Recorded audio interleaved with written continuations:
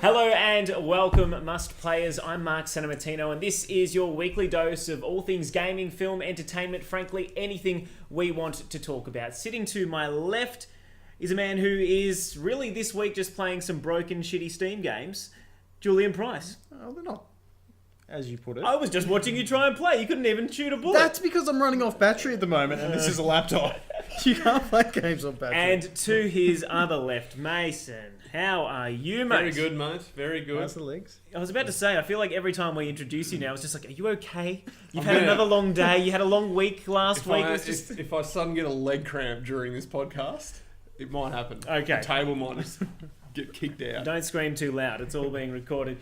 We have a huge week for you after the monster week that was last week in terms of news. This week has dialed back a little bit, but still plenty to talk about, Jules. Yeah, Microsoft, they've now jumped on the game streaming bandwagon. Mm-hmm. Last week we had Google's Project Stream. Mm-hmm. This time we've got Project XCloud, Yes. which is definitely going to shake things up. We knew a bit about what Microsoft was going to do because they announced something at E3, but We've had a proper look at how Yeah. it's all going to work. They've really blown it out. And Meso, something's going on with Facebook? They've announced Facebook Portal, which is a little camera that Zuckerberg wants to sit in your house, and it's going to follow you around the room. We'll discuss that. Sounds great.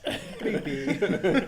All coming up a little bit later, but first the news headlines of this week, and everyone's favourite Disney Marvel director who has no longer got a job because of some pretty tasteless tweets, let's be honest, is seemingly crossing over to the DC universe. I am, of course, talking about James Gunn, the man behind Guardians of the Galaxy 1 and 2. He has reportedly signed on with DC to write the next Suicide Squad movie, which, of course, famously stars Harley Quinn, Deadshot, all the misfits of the DC universe, quite similar to the Marvel universe. Now, don't know if you have an immediate reaction to this, gentlemen, but Well, Disney you can't do any worse. No, and he made two fantastic movies. Disney wasn't letting him back in the door despite everything that the actors were saying, and it almost looks like they might have lost one of their best directors for good.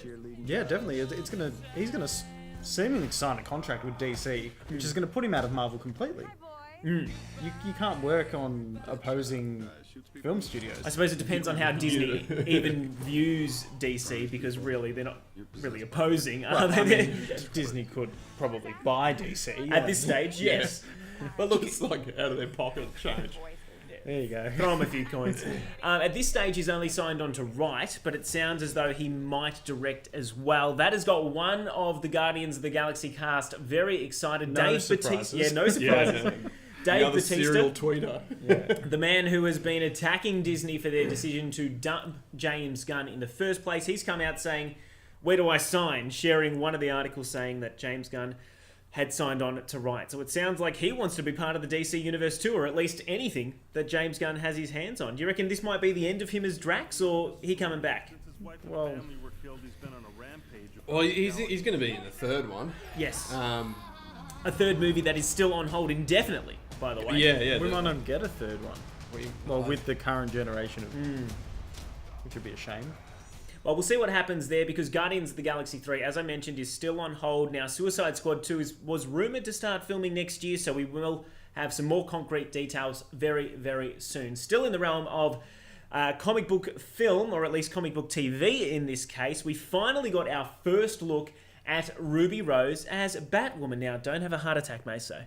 well, I know this might excite you to levels, that are just doesn't, completely unexplored. it's not very Ruby Rosy, though, is it? She You can't doesn't tell look- it's her, really. No, you can't. No, like long hair for one. She does have an amazing jawline. Well, she does. She does, which is probably why she was solely chosen for this role.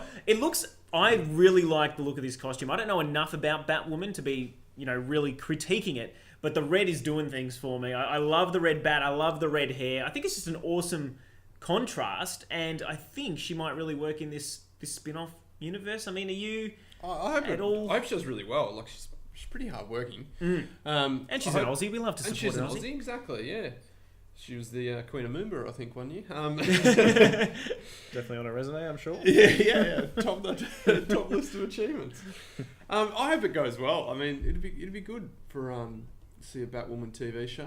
Well, she looks incredible, and if this does go well, of course, this crossover is going to be involving the Flash, Arrow, and even Supergirl, apparently.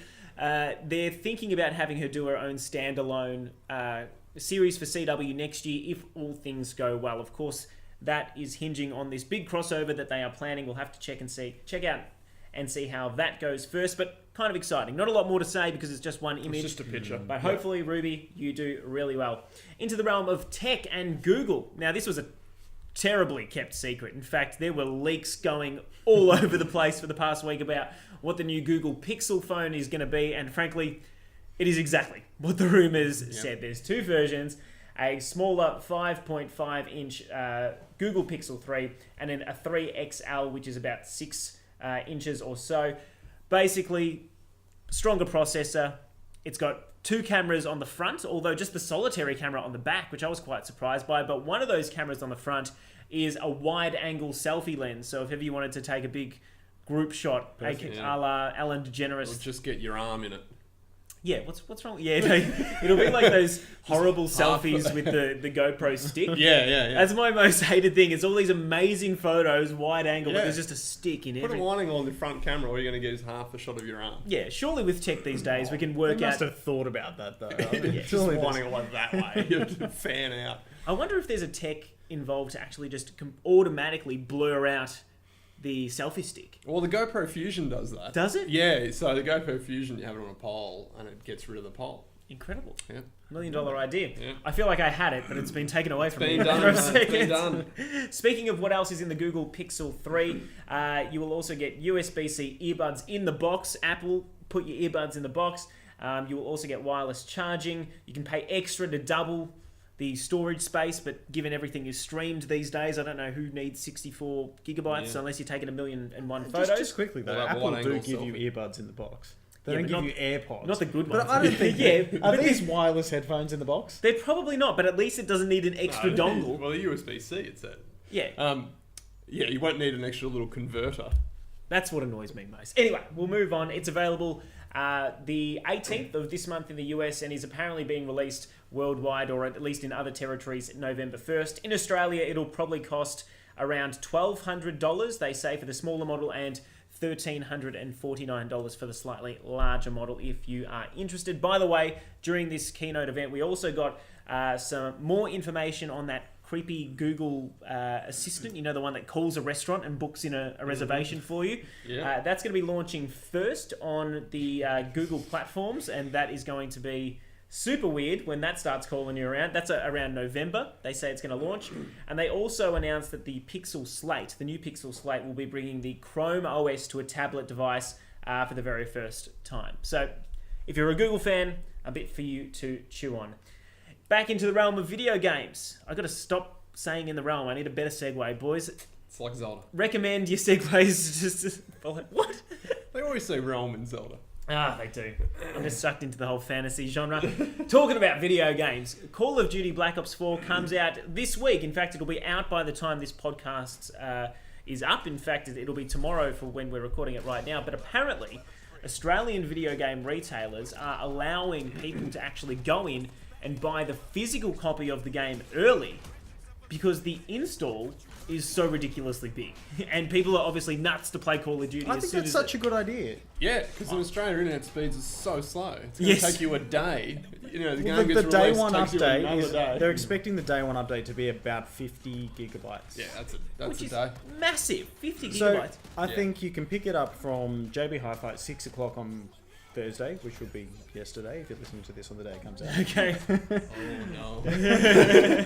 But we're yeah, going back in time this episode. it I wonder though if sounds it's good. got anything to do with time zone, because we are one of the first countries to tick over in the world. I wonder if that's what the physical copies is, because I wonder if the digital copy is just released worldwide at this time. No, but then But they can- we'd be even earlier. If we were behind, that'd make sense. You've pre-ordered your copy, haven't I have. I've pre-ordered, so I'm going to be sitting there watching it download. Yeah, for 3 days. you? So you've got the digital version. Yeah. You can probably preload though. Yeah, I think it probably already is or going to. Yeah. So that's good. Well, this just saves people. You know, some stores do their midnight release. This just saves them going to line up, waiting for midnight, picking it up, going home, then having to wait 4 hours till they can play it. Like, it just seems pointless going to midnight launch and not being able to play it at midnight. And of course, given there's no single player and it's a wholly online game, you're going to have to wait for everyone to download. Yeah, you're going to have to wait for the servers to go online at midnight anyway. Yeah, so having the disc isn't going to do you... All of Australia's internet speeds are going to be sucked out by everyone downloading this update that no one's going to be able to play it anyway. I don't know about that.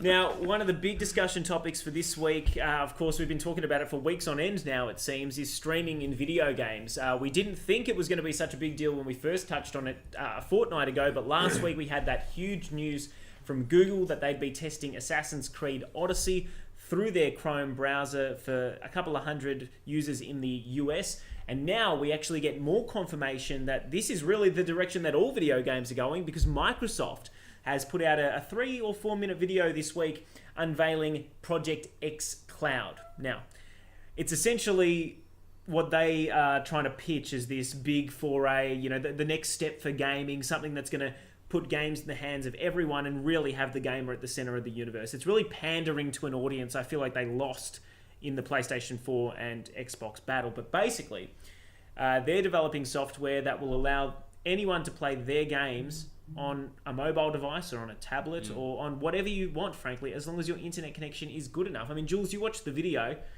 Did it look promising? I mean, they streamed Forza 4. It looked good. Yeah. But I mean, so did Project Stream. Yeah. It was one as well. I think it's definitely the way it's going, and it's kind of scary. My view is there's not going to be consoles in 20 years. No one's going to have consoles. No. Maybe not in 20 years, but the hardware is going to be more obsolete. like the Switch. You just get a controller, and then there'll be all these Yeah. magnificent controllers coming out that you need to go and spend big money on them, and not this big box. Yeah. Big box. Yeah, that's why we've got the Xbox sitting here this week, the old school Xbox. It's come a long way from the behemoth it once was. But they do mention in the video that consoles aren't necessarily dead, that the next Xbox will still arrive. We know that Project Well, this Scarlet, is still a long way off. Yes, Oh, yeah. Well, especially for us. but they said it's a long way off, but I don't think it's that far. Because they were talking about the fact that they're rolling this out now. And this is another thing that I wanted to touch on. Because they're rolling it out to their servers around the world. So they're actually putting Xbox tech in these massive storage facilities that they're using as servers. They look unreal in this video as well. Just these centers, though. Yeah, These they're little huge. slots of. And that's actually goodness. a discussion point I wanted to raise. I mean, could we potentially see a future where I know everything's going to be streamed, but you'd think that we'd still have these powerhouse companies. At the moment, when we think about video games at home, on consoles at least, there's 3. Microsoft, Sony, and Nintendo. Nintendo and Sony absolutely do not have the same internet and server power that a Microsoft or a Google or even something like a Facebook has. Yeah. Could we potentially see them just becoming overwhelmed by... Because, I mean, to set these things up costs millions upon millions, if not billions of dollars. Could we potentially see PlayStation and Nintendo almost having to suck at the teat of Microsoft, for a lack of a better phrase, just to make sure their games can be available? We might lose the consoles part of it, but like Sony still make video games. They're just going to change their brand. Because if they don't have the servers, that's fine. Just develop the games and use other servers. But like what Activision does with Bungie with Destiny on the PC, they use Blizzard servers. They don't use Activision's. But Activision Blizzard are Got a at the same billion-dollar company. idea. What's your idea? Go on, Jules. We buy a warehouse. Okay. Yeah. We spend It's millions super of cool. dollars buying servers, Yep. and we rent them out to Google and Microsoft. Yeah, I don't think they might have it covered by now. They have servers in Antarctica just so that they stay cool. They don't need our I'll crappy figure out a way warehouse. to do it. It's I'll figure it out. fairly hot over this part of the world as well. Look, to be honest, I thought it was a really impressive showcase, mainly because they spoke about it as though it was coming now. I think they're just jumping on it because like Steam sort of caught everyone by surprise. Like it's amazing that Valve is the leading video game library, really. So this is obviously the next way to go. So I think the big companies are jumping on it because they saw Steam really take advantage of something they missed. But that's the point. I mean, Steam's library, I mean, it's huge now, but it grew to the size it was and has the legitimacy that it has because it's been going for years and built up this great reputation with all these indie developers first. Now, and like you said, you know, Sony will have to rebrand, Nintendo will have to rebrand, but ultimately they want to be in control of their system because they want the subscription fee that ultimately everyone's going to try and charge. I mean, it's one thing to say Sony will put their games on a Microsoft service, but then they'll be losing out on that exclusive little- money. They don't want to fund Xbox's company; they want to fund their own. So that's why I'm not necessarily worried, but initially, at least for the next decade, because they're not powerhouse tech companies, do you think that we could see the quality of their games almost suffer, at least in the streaming stakes, because they don't have the IT capacity that a Microsoft or a Facebook has? I hope not. I hope not. They're probably going to have to get it though, because this stuff it seems to be the way they're going. So Exactly. If they had to, I'd see them going onto Google's side more than Microsoft's. That's true. yeah, I agree. So we'd be safe there. yeah. I feel like Nintendo would just continue doing what they're doing and somehow get by. Oh, they'll just keep releasing consoles, and Yeah. the backwards Nintendo fanboys like myself will keep buying them, even though it's an old school concept. It was a bold releasing cardboard for the Nintendo, but it seemed to work, didn't it? And it's They're still worked releasing wonders. cardboard. yeah, it's still working. We should mention briefly that even that this week on the Sony front, they're I suppose their PlayStation 5. They're not calling it a PlayStation 5, but Kenichiro Yoshida told Sony's president, of course, told the Financial Times earlier this week that at this point he still sees next generation hardware as a necessity, which means we're likely to see the PlayStation 5 at some point. It was indicated that their next console is still 2021, which is a long way off.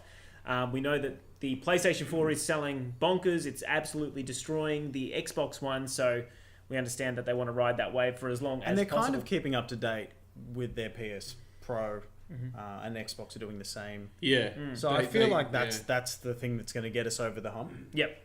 Although it's something that I will discuss when we talk about the games we're playing this week. Yeah, I think it's catching up. Yeah, I do feel like even though the Pro's there and even though the One X or whatever it's called is there, I do feel like having an original PlayStation 4 and an original Xbox One at this point in time is actually hurting my games. Anyway, we'll talk about that a bit later. Another big advancement, or at least a big vision for the future, is this Facebook portal.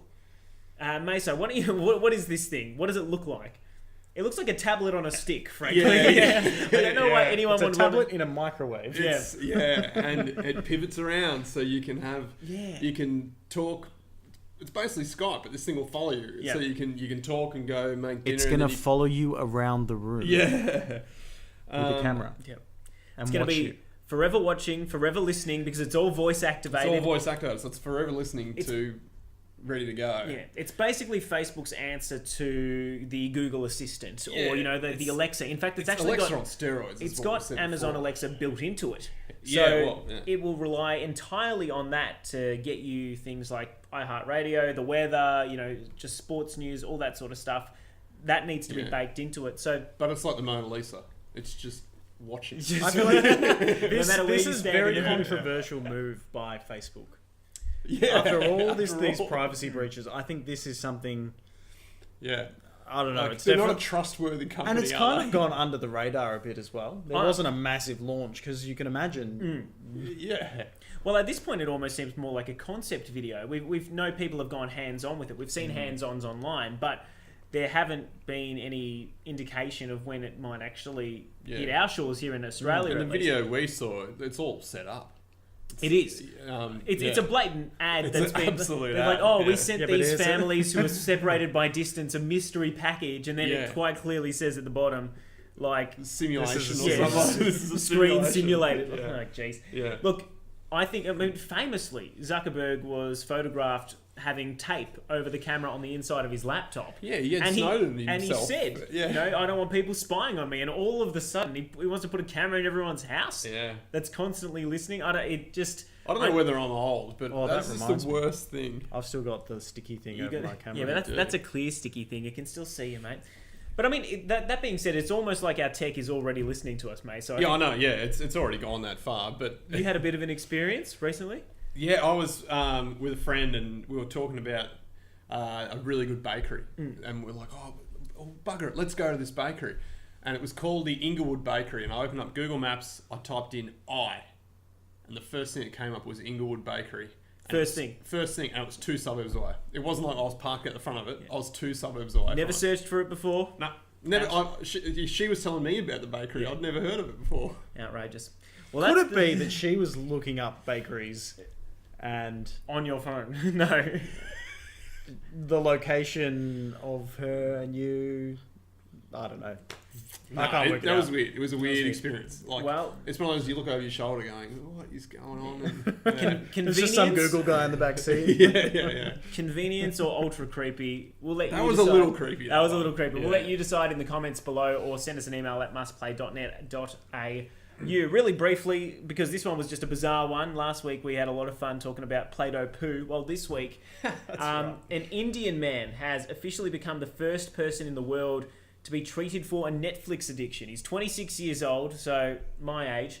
And apparently, by the way, he's unemployed. If you just needed an indication, surprise, Surely surprise. Cheers. He spent 7 hours a day for 6 months watching Netflix. Now that's a bit excessive. I actually thought it'd be more than that. Yeah, me too. That's what I said. Now we're not condoning that. Even that's a bit much. That's like having a full-time job just watching Netflix. But it got us thinking. What are the binge-worthy shows? I mean, I'm sure each of us have had a horror story in the past where we've just let hours go by. Yeah, and you get the shame message. Are you still Are watching? you still watching? Yes, I'm still watching. Damn it. I got that All the last time. night, actually. Yeah. I was powering through those last 5 episodes of Big Mouth, and it was like, you still... Facebook. Yeah, and then you got to Netflix, let me find later. I don't know. I mean, has there been a particular show that's just dug its hooks in? You just had to binge all 10 or 20 or however many episodes? Mine wouldn't be popular choice, but it's actually not on Netflix anymore. It was the Star Wars Clone Wars series. No, of course. Of Mate, course it was. I'm sick of hearing about Star Wars Clone Wars. It's canon, but we don't care. Meso, anything? Some people care. Mine's probably BoJack Horseman. I think whenever BoJack releases a new season, I'll watch it in 2 days. Yep. Admittedly, they're only half an hour episodes, and there's only, I think, 12 or 13 seasons, Yeah. so it's not heaps of TV. But yeah, whenever Still a solid 5 hours, though. yeah, exactly. I definitely did that with Rick and Morty. with Rick and Morty. Binge yeah, watch. yeah, Rick yeah. and Morty goes through quick as well. Yeah. The one that stands out in my mind, mainly because it's shameful, is back when I was at university. So I didn't have work the next day. It's not like I was forgoing my... You were the my- 26-year-old Indian man. Yes. No, I was the 21-year-old, really, really sad boy, sitting in his room trying to like binge through a Dexter series. And it got to the point, Dexter was they're an hour-long episodes. And I think I was already about 5 episodes in. 6th episode really hooked me. Yeah. And I was like, all right, I've got 4 more to go, but it's midnight. I'll just watch 1 more. Yeah.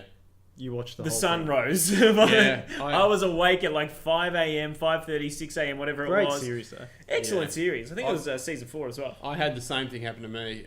Admittedly, I'm a little bit older, so my show was The Wire, which is a bit older than Dexter. But yeah, a couple of times there, you're like watching The Wire, and episode ends, you look at your watch, it's 4 a.m. Yeah. Oh my God. It just I've got to go to bed. just digs those talons in. Anyway, Yeah. it felt super sad at the time, but I'm secretly kind of proud of it. What show have you been binging end on end? Leave us a comment or flick us an email at mustplay.net.au. We're on to the games we've been playing this week, gents. Our favourite time of the week, just to talk about what we've done. Apparently, Meso's been playing nothing, though. Playing Again? with nature. Nature. I've been out walking in bush. Oh, God, too much time. How about you, Jules? All right. I downloaded Fortnite Yeah. for the first time on my Switch. Get out. What's wrong with Fortnite? First time I ever played it. That's Mesa, what comes in. He's got a prop. He's actually got something to I show gotta you. show you something. Did you ever win? I gotta show you. I only played one game. Yeah. And you won. Victory Royale. Now, do you want to quickly just read out your stats for me, Jules? How many kills did you get? There's my stats, if you can read them just there. God, Jesus, God, they're bloody small. they're He's given small. it to the... You're the guy with glasses. You came first at 98 players. Distance travel 1k. Materials go to 407. Damage to players 0. So You they didn't even died in damage the circle. someone. I did not get one kill. Did they die in the zone? They died in the zone. So what did you do all game? I was just flying around on You're this little making updraft. toast. There was just this updraft there, and I was just not kind of paying This attention. is we need to put this on the website Yeah. because eliminations none, assists none, revives none. I was accuracy level none. 1. I was level 1, and it got me up to almost level 3 from that victory. Incredible. I don't know if that's a big thing. I'm stoked I wasn't watching you do that. You can even see my team. You've got my teammates, they're all my dead. team's dead, and I'm just floating around loving life. Oh Yeah. my God. We know Anyway. about chicken dinner, eh? That was my first Fortnite You know what? experience. Have you seen those memes of video games where people do nothing? People do nothing and they win. That is literally one of those. I've been in top 2 in PUBG before, and I couldn't find the guy. And I'm like, what? So I'm running around in the limited zone left, and I found him hiding in a bush, wearing nothing but jocks, no gun. Like he just slugged his way to the end. I was amazed. I sat there, kill him? Well, waved at him first. It's a borderline execution. That's not just a Yeah. PUBG. That's not even a competitive kill. I had a little choir playing for him. Well, the game I've been playing this week is the big one that released. Of course, I'm talking about Assassin's Creed Odyssey, set in ancient Greece. Something almost fell over there. I was really excited to play this game. I mean, it had been years since I touched Assassin's Creed. I think I've told you before, the last one I played was Assassin's Creed 2, set in Italy. I loved that setting. This one was going back to ancient Greece, which is another era, or at least something. There's something about the European flavour that really excites me about Assassin's Creed. Now, I'm about 14 hours in, so I've given it a fair bit of time over the past week. Obviously not as much as the reviewers who've pumped 50 hours in. But I must say, I'm not as impressed as they are. It's getting great reviews, and I'm sure it does get harder and more interesting as the story really chugs along. But I must say, like, the performance issues with this game I'm experiencing on just a baseline Xbox are pretty staggering. Is this based on what you were just talking about before? Yes, this is what I was alluding to earlier. Yeah. So I reckon it's frozen on me twice. Frozen and completely kicked me out. Hasn't lost any save data or anything, but so I was able to get back in. And the stutter on this game, particularly when it's doing those, I mean, you expect it when the eagle swoops around you and you get a perspective of everything, but particularly when you're riding your horse and you're not necessarily sticking to, the track, if you're going in between bushes and shrubbery or areas where it's heavily populated, it does seem to me as though it loses frames. It doesn't necessarily slow down, but it definitely gets a bit choppy. And to be honest, even if you look past all of that, I'm quite enjoying the story so far. I think the characters I'm playing as the woman, Cassandra, is quite interesting. I'm trying to hit on everyone that the game allows me to, and so far the only person I've slept with is like a 70-year-old woman. When we were younger, we would run into the moonlit forest, shed our clothes, and pleasure each other until sunrise. That was a thing. Is that, I didn't realize that was a thing. It's a borderline side quest. I'm not going to... She asks you, she says, my husband can't satisfy me anymore. Can you please go and kill a bear? No, first she asks you to go kill a bear. That turns her on. And kill a deer to get a deer tongue and a bear scrotum. So she can make this elixir for her husband to make him virile. Exactly, this is what I'm doing, right? And then when I went there, she was like, oh, you've got the ingredients, finally. And the husband, like, arcs up going, mate, I'm 70, leave me alone, I'm done with this. And one of the options in the conversation, which had a little love heart next to it, was like, well, why don't you let me step in for your husband? And I'm like, we'll see where this goes. And away we went. You don't see anything. It's just sort of like a weird cutscene with the husband playing a mandolin out his front door. It's not like The Witcher where you that's really? Yeah, the husband's outside flicking the mandolin, and you see a couple of day-night cycles go by, and then you just walk out. How long are you going for? It was insane. Did she have fun? That should hold her for a few days at least. Unreal. But I got distracted. Moose balls and ox tongues. God, it sounds very Witcher-esque, but The Witcher actually shows its sex scenes. It is very Witcher-esque, and look, this is what I wanted to touch on before I got sidetracked there. Sorry, but look, again, get a bit hot under the collar. This game does not feel like an Assassin's Creed to me. Okay. It feels like The Witcher. Again, I didn't play a whole heap of The Witcher, but the combat is very similar to The Witcher. In fact, the combat's probably my least favourite thing about this game. Yeah, I never liked the combat in Assassin's Creed games. It's actually, to be honest, a bit worse now because you can only do light and heavy attacks with your right bumper and right trigger. And for some reason, parry is 2 buttons. It's the left button and the right button at the same time. I have no idea why. There's no shields. And to be honest, the combat's not similar to the old Assassin's Creed, where even if you were surrounded, you might only have one person attack you at a time, and you could methodically get through it. You can just dodge and If you're surrounded by a group of people, you're stuffed. Like, they will attack you ad nauseum. You can't really block everything. You can try use all your special moves, but it doesn't really help. And the thing that frustrates me the most is that your level doesn't keep up with where you are in the story. You have to do side quests. You got to grind, yeah. Which is fine. I understand it's world building and all the rest, but it's at a point where I was just trying to do one stealth mission, and I was a level 13, and my enemies were a level 14, and I could not kill them with a stealth assassination. Right. So I would like creep up behind these people, and it shows you how much damage you're going to do, and you see it's leaving a chunk behind. So then you try and creep back away, and they inevitably spot you. So you're absolutely stuffed. So it's quite frustrating at this point that I've just got to do a lot of these random side quests like what I described. You just got to bang a whole lot of old women to level up. Do you get experience from that? Yeah, you did. I got experience. Not from for completing the quest I did, for but I the scrotum, not the for the scrotum, extramarital affairs. So look, that's where I'm at with Assassin's Creed. If you are playing it at the moment, let me know how you feel in the comments below. But going back to my initial point, I do feel like that game, at least on a non-PlayStation 4 Pro or an Xbox One X, is suffering a bit. It's left the console. Those. Yeah, I honestly found that with Spider-Man a little bit as well. Did you? Some parts were a bit. See, I played. I think games are just getting ahead of the consoles.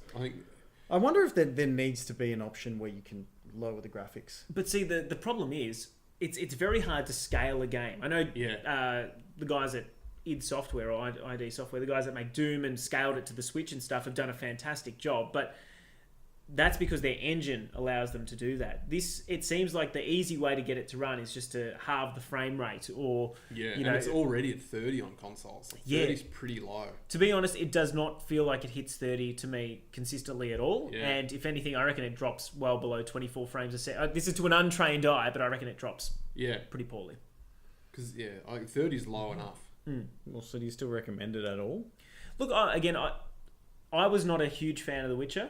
And I think the thing that's annoying me with Assassin's Creed at this point in time is that I don't actually feel like an assassin anymore. Outside of climbing to, the top buildings and jumping off into a haystack, which is, a couple of different things. Yeah. The actual notion of being an assassin is lost. Especially when you can't kill someone only one level higher than Exactly. It's infuriating. So, look, I'm yet to formulate a solid opinion. I will eventually have a review up at mustplay.net.au when I get through a decent chunk of this game.